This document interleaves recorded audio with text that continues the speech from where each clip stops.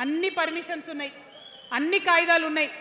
అర్ధరాత్రి పోయి ఇల్లు కూలగొడితే ఒక నిండు గర్భిణి టెన్షన్తోని అబార్షన్ అయిపోతే ఆ తండ్రి ఏడ్చిన ఏడ్పులు, ఆ తండ్రి రోదన ఇంకా కూడా ఈ చెవులకు వినబడుతుంది. కాబట్టి ఇప్పుడున్న సీఎంని కర్కోటకుడనే అంట, హిట్లర్ అనే అంట. 2 నెలల చిన్న పాప పసికందు కుమ్మెర గ్రామంలో చచ్చిపోతే ఇప్పటి వరకు కూడా కేసు పెడతలేరు. హోంమంత్రి కూడా ముఖ్యమంత్రే, ఆయనకు తీరిక లేదు పాపం. చిన్న పసికందు చచ్చిపోతే ఇప్పటి వరకు కేసు పెడతలేరు. అందుకే అంటున్నా, కర్కోటకుడైనటువంటి సీఎం పరిపాలనలో ఉన్నాం. ఖచ్చితంగా కొట్లాడాల్సిందే. మనం ఏదైతే గురుకులాలు ఉన్నాయో వాటిలో విషం పెట్టి పిల్లల్ని చంపుతా ఉన్నారు.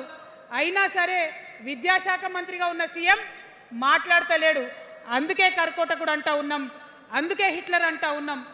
కర్ల రాజేష్ అనేటటువంటి దళిత యువకుడు కస్టడీలో చచ్చిపోతే ఇప్పటి వరకు కూడా దానికి బాధ్యులైన పోలీసులను ఏం చర్యలు తీసుకోలేదు వాళ్ళ మీద. అందుకే కర్కోటకుడు అంటా ఉన్నాం, అందుకే హిట్లర్ అంటా ఉన్నాం.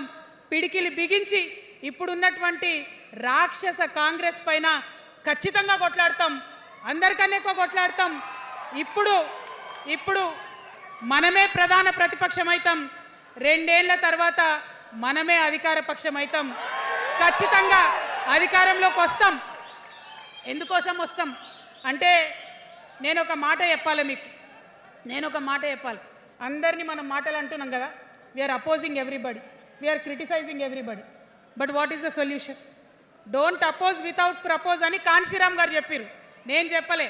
Don't oppose without proposal.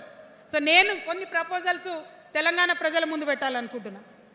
నేను ఈ 3 పార్టీలు అధర్మంతో నిండిపోయినాయి, అవినీతితో నిండిపోయినాయి, బంధుప్రీతితో నిండిపోయినాయి, కుటుంబ అవినీతి పరిపాలనతో నిండిపోయినాయి. కాబట్టి నేను ఒక ప్రపోజల్ చెప్తున్నా.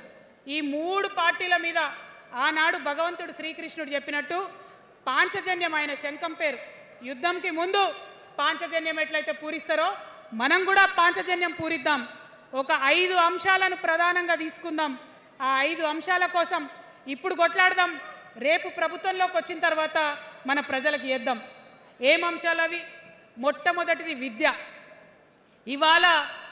ఇవాళ గవర్నమెంట్ స్కూల్స్ అంటే ఆనాడు కేసీఆర్ గారు స్కూల్ బంద్ చేసుకుంటూ వచ్చారు, అదే రేవంత్ రెడ్డి గారు కొనసాగిస్తున్నారు. ఎక్కడా కూడా ప్రభుత్వ పాఠశాలలలో వసతులు లేవు. వాష్రూమ్ ఉండదు, వాచ్మెన్ ఉండడు, అటెండర్ ఉండడు. పిల్లలే పోయి బెల్లు కొట్టుకోవాలి, పిల్లలే పోయి బాత్రూమ్లు కడుక్కోవాలి, మంచినీళ్ళు ఉండవు. భయంకరమైన పరిస్థితి ఉంది. నేనేమంటా అంటే గుడిని ఎంత పవిత్రంగా చూస్తామో బడిని కూడా అంతే పవిత్రంగా చూడాలి. గుడిని ఎంత పవిత్రంగా చూస్తామో బడిని అంత పవిత్రంగా చూడాలి. కాబట్టి నేను ఒక మాట అంటున్నా, ప్రతి ఊర్లో ఒక బడి ఉండాలి, ప్రతి తరగతికి ఒక టీచర్ ఉండాలి. ప్రతి ఊర్లో ఒక బడి ఉండాలి, ప్రతి తరగతిలో ఒక టీచర్ ఉండాలి. ఖచ్చితంగా అట్లా జరిగినట్టయితే ప్రభుత్వ పాఠశాలలు మంచిగా అవుతాయి. మరి నా పేద మధ్యతరగతి ఆడబిడ్డలు, మా అక్కలు అమ్మలు అనుకుంటున్నారు, అక్క మరి ఆల్రెడీ మా పిల్లలు ప్రైవేట్ స్కూళ్ళలో చదువుతున్నారు, వాళ్ళ సంగతి ఏందని. నేను మాట ఇస్తా ఉన్నా, ఇవాళ మన ప్రభుత్వం వస్తుంది, ఖచ్చితంగా వస్తుంది. ఎందుకంటే ప్రభుత్వంలో వచ్చేది మీ అమ్మ కాబట్టి అమ్మ జేబు చూడదు, కడుపు చూస్తుంది. అమ్మ జేబు చూడదు, కడుపు చూస్తుంది. కాబట్టి మీ పిల్లలు